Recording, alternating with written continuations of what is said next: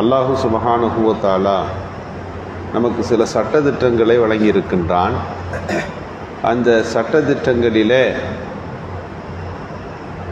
சில சலுகைகளை, சில அனுமதிகளை தந்தும் இருக்கின்றான். மனித சமுதாயம் அதை பின்பற்றுகின்ற போது நிர்பந்தத்துக்கு உள்ளாக்கப்பட்டால் அதில் சில இலகுவான தன்மைகளை அல்லாஹ் அதில் மாற்றி அமைத்திருக்கிறார். ஒரு மனிதர் உள்ளூரில் இருக்கிற போது தொழுகலாம், முழுமையாய் தொழுக முடியும். பயணத்தில் இருக்கிற போது வசதிகள் கம்மியாக இருக்கும். எனவே பயணத்தில் இருப்பவர்கள் அதை இரண்டாக குறைத்து தொழுது கொள்வதற்கு அனுமதிக்கிறது. 4 ரக்காயத்து தொழுக லொஹரு, அது 2 ரக்காயத்தாக அது குறைத்து கொள்ளலாம். அல்லாஹ் சலுகை வழங்கி இருக்கின்றார். நோன்புனா நோன்பு, ரமலான் காலத்தில் நோன்பு நோக்க வேண்டும். ஆனால் அவருக்கு உடம்பு சரியில்லை, பயணத்தில் இருக்கிறார்னா மற்ற காலங்களில் வச்சுக்கலாம். இது அல்லாஹ் கொடுக்கிற சலுகை. அல்லாஹ் நிர்பந்திப்பதில்லை. ஒரு மனிதருக்கு அவருடைய சக்திக்கு மேல் அவரை கஷ்டப்படுத்துவதில்லை என்பது அல் குர்ஆனுடைய வசனம். இயல்பாக எதில் சாத்தியம் இருக்கிறதோ அவைகளை முழுமையாய் பின்பற்றுகின்ற அதே நேரத்தில் ரொம்ப நிர்பந்திக்கப்பட்டால் அந்த நேரத்தில் மட்டும் ஒரு சில அனுமதிகளை அல்லாஹ் தருகிறார். நபிகள் ஸல்லல்லாஹு அலைஹி வஸல்லம் பட்டு துணியையும் தங்கத்தையும் எடுத்து கையில் வைத்துக்கிட்டு சொன்னார்கள், இந்த 2ம் முஸ்லிமான ஆண்களுக்கு ஹராம் அப்படின்னு சொன்னாங்க. அப்போது ஒரு சஹாபி ரலியல்லாஹு ரசூலுல்லாஹ்ட்ட கேட்டாங்க, யார் ரசூலல்லாஹ், எனக்கு யுத்தத்தில் மூக்கு உடைஞ்சிருச்சு, வெள்ளியில் மூக்கு வச்சேன், ஏன்னா தங்க ஆண்களுக்கு ஹராம் இல்லையா, வெள்ளியில் வைத்தேன், ஆனால் அந்த வெள்ளியிலான மூக்கு நாற்றம் அடிக்கிறது அப்படின்னு சொன்னப்போ ஸல்லல்லாஹு அலைஹி வஸல்லம் சொன்னாங்க, தங்கம் உலோகத்தில் நீங்கள் மூக்கு செய்து வைத்துக் கொள்ளுங்கள், அதில் துர்நாற்றம் வராது, அதை வச்சுக்கோங்கன்னு சொன்னாங்க. அப்படியானால் இங்கே ஆண்களுக்கு தங்கம் அனுமதிக்கப்படுகிறது. எந்த இடத்துல? நிர்பந்தம்.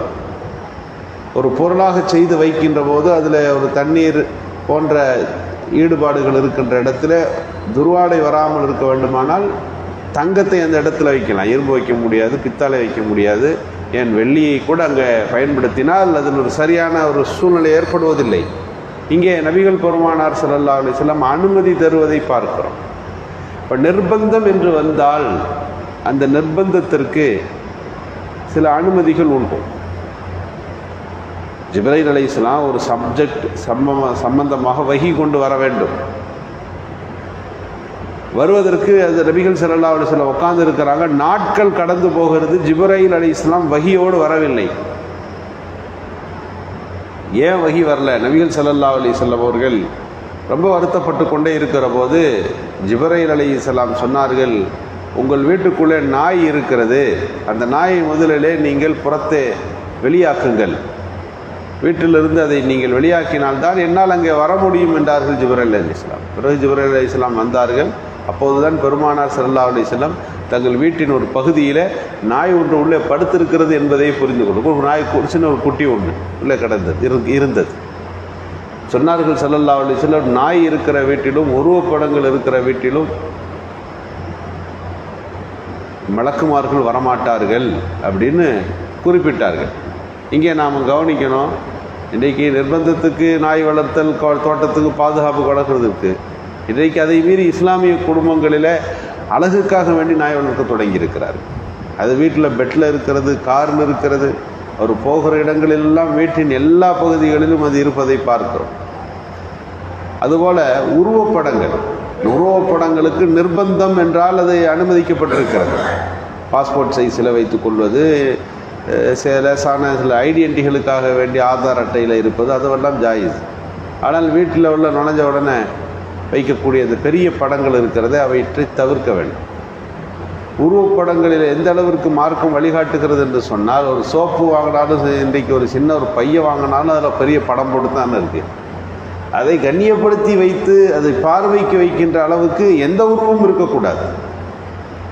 உருவம் அல்ல, உருவத்தின் வகைகளில் இருந்தாலே ரசூலுல்லாஹி ஸல்லல்லாஹு அலைஹி வஸல்லம் கோவப்படுவார்கள். ஆயிஷா ரலியல்லாஹு ஒரு நாள் வீட்டுக்குள்ளே வந்தபோது ஒரு ஸ்க்ரீன் போட்டிருந்தாங்க.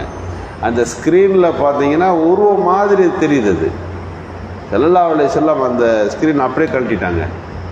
ஒரு மரம் இயற்கை காட்சிகள் இது போல் இருக்கலாம், உருவங்கள் வேண்டாம் என்று ஸல்லல்லாஹு அலைஹி வஸல்லம் அவர்கள் தடுக்கிற இந்த காட்சியில். அப்போ பாஸ்போர்ட்டில் ஃபோட்டோ இருக்கேன்னு நம்ம கேட்டால் அது நிர்பந்தம், ஆதார் அட்டையில் இருக்கிறது என்று கேட்டால் நிர்பந்தம், ஐடென்டிஃபைக்கு ஒரு நீங்கள் உங்களோட ஃபோட்டோ எடுக்கிறார்கள் என்றால். இன்றைக்கு செல்ஃபி கலாச்சாரம் அதிகரித்திருக்கிறது. ஃபோன்களில் ஃபோட்டோ எடுக்கிறோம். இன்றைக்கு அந்த ஃபோட்டோ இருக்கிறது, ஆனால் அது நிலையானதல்ல. சூரத் என்று சொன்னால் வடிவங்களாகவோ அல்லது ஒரு படங்களாகவோ வைக்கப்படுதல். எனவேதான் இஸ்லாம் இந்த ஃபோட்டோவை தடுக்கிறது. காரணம், இதில் ஒரு வகையில் ஷிர்க் உள்ளே நுழைவதற்கு அதிக வாய்ப்பு இருக்கிறது, இணை வைப்பு வந்துவிட வாய்ப்பு இருக்குது. ரொம்ப காலம் ஒரு படம் இருக்குதுன்னா முன்னால் உள்ள மனிதர்களின் நிலை என்னாச்சுன்னு கேட்டால், இந்த படம் ரொம்ப நாளாக இருக்குது, இது சாதாரண படம் இல்லைன்னு எடுத்து வச்சு அதுக்கு எதையாவது செய்து விடுவார்கள். ஒரு கல் ரொம்ப நாள் நட்டப்பட்டிருந்தா இது ஒரு சாதாரண கல்லில் அதிசய கல்லுன்னு ஏதாவது அதற்கு நடந்து விட வாய்ப்பு இருக்கிறது.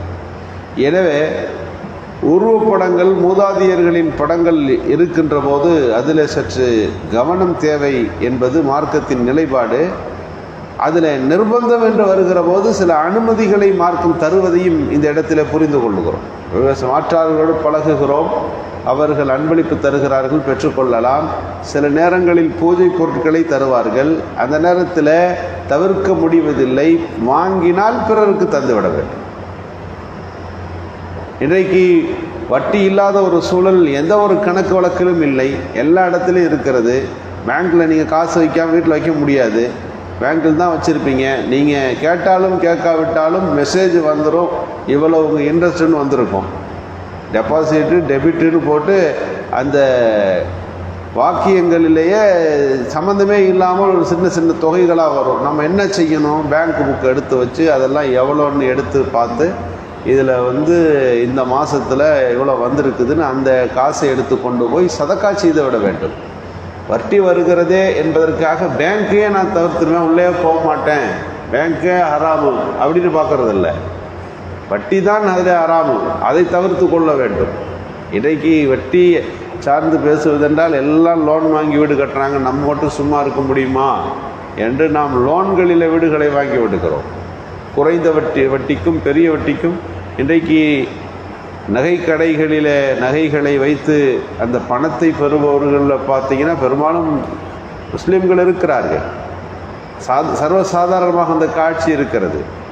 நிர்பந்தம் என்று விடுகிற போது ரெண்டு விஷயத்தை பார்க்கிறோம். வட்டிக்கு கொடுத்து காசு வாங்கி சம்பாதிக்கின்றோமா, நிர்பந்தத்துக்கு நீங்கள் வட்டி வாங்குகிறீர்களா, இது ரெண்டும் வேறுபாடு உண்டு. ஒரு மனிதர் வட்டிக்கு கொடுத்து காசு வாங்கி சம்பாதிக்கிறார், இது ஒரு பெரிய தவறு. ஆனால் ஒரு நிர்பந்தத்திற்கு, மருத்துவத்திற்கோ இன்னொரு விஷயத்திற்கோ ஒருவர் தன்னுடைய பொருட்களை வைத்து பெறுகிறார், அந்த தொகைக்கு ஒரு சிறிய வட்டி தொகை வருகிறது என்று வந்தால் அது இரண்டாவது தரத்திலான குற்றமாக கருதப்படும் என்று சட்ட வல்லுநர்கள் கூறுவது உண்டு. இங்கே நாம் பேச வருகிற செய்தி இதுதான். நிர்பந்தம் என்று வருகிற போது மார்க்கம் சில அனுமதிகளை தருகிறது. அம்மார் ரலியல்லாஹு கடத்தப்படுகிறார், எதிரிகளுக்கு முன்னாலே இஸ்லாத்துக்கு முரணான ஒரு வாக்கியத்தை, அல்லாஹுவை நிந்தித்து சில வார்த்தைகளை சொல்ல வேண்டும். சுற்றி இருக்கிற போர் வீரர்கள் கழுத்தில் வைக்கப்பட்டிருக்கிற கத்தி உயிர் தப்ப வேண்டுமானால் அதை தவிர ஒரு வழி இல்லை. அம்மார் இஸ்லாத்துக்கு புறமான சில வாசகங்களை சொல்லி ரசூலுல்லாஹி ஸல்லல்லாஹு அலைஹி வஸல்லம் இடத்துல வந்து விட்டார்கள். எனக்கு இப்படி ஒரு உயிர் நிலைமை வந்து விட்டது, நான் இப்படி சொல்லிவிட்டேன் என்று சொன்னபோது ஸல்லல்லாஹு அலைஹி வஸல்லம் கேட்டார்கள், ஷிர்கான அந்த வார்த்தையை சொல்லுகிற போது உங்கள் மனநிலைமை எப்படி இருந்ததுன்னு கேட்டாங்க. ஈமானால் நிரம்பப்பட்டிருந்தது, நிர்பந்தத்தால் என் நாவிலிருந்து இந்த வாசகங்கள் வெளியே வந்தது என்று சொன்னபோது ஸல்லல்லாஹு அலைஹி வஸல்லம் சொன்னார்கள், உயிரை காப்பாற்றிக் கொள்வது சிறப்பு, நிர்பந்திக்கப்படுகின்ற போது இந்த வாசகங்களை, ஷிர்கான வாசகங்களை சொல்வதில் தவறில்லை என்றார்கள். ஆனால் அதைவிட சிறப்பானது எது? பிலால் ரலியல்லாஹு இடத்துல அல்லாஹ் இல்லை என்று சொல் என்று சொன்னபோது அஹத் என்றார்கள். அல்லாஹ் இல்லை என்று சொல், இல்லை அஹத், அவன் ஒருவன் தான் என்றார்கள். இறுதியிலே அவர்கள் கடைசி வரை துன்புறுத்தப்பட்டவரை அவர்கள் சொல்லிக்கொண்டே இருந்தார்கள் என்று நாம் பார்க்கிறோம். இங்கே ரெண்டு விஷயங்களையும் பொருத்தி பார்த்து நிர்பந்தம் என்று வருகின்ற போது ஒரு மூமினுடைய நாவிலிருந்து இந்த வாசகங்கள் வெளிப்படுவதால் அது குற்றமல்ல, ஈமான் மனதுக்குள்ளே இருக்கிறது என்பதை இங்கே நாம் புரிந்து கொள்ளுகின்றோம். அல்லாஹு சுப்ஹானஹு வ தஆலா அப்படிப்பட்ட இலகுவான ஒரு சூழலை நம்முடைய மார்க்கத்தில் வைத்திருக்கிறான். ரப்பனா லா துஆஹிதுனா, எங்களை நீ பிடித்து விடாதே, இன்னசீனா மறந்து செய்தால், அவக்தனா தவறுதலாக செய்துவிட்டால், ஹதீஸுகளிலே நிர்பந்திக்கப்பட்டு செய்துவிட்டால், இவற்றிற்காக வேண்டி எங்களை குற்றவாளிகளாக பிடித்து விடாதே என்பது திருக்குர்ஆனின் வசனத்தின் விளக்கங்களாக இருக்கின்றன. அல்லாஹு சுப்ஹானஹு வ தஆலா மார்க்கத்தை முழுமையாக பின்பற்றி நடக்கின்ற நல்ல தௌஃபீக்கை நல்குவானாக. சுப்ஹான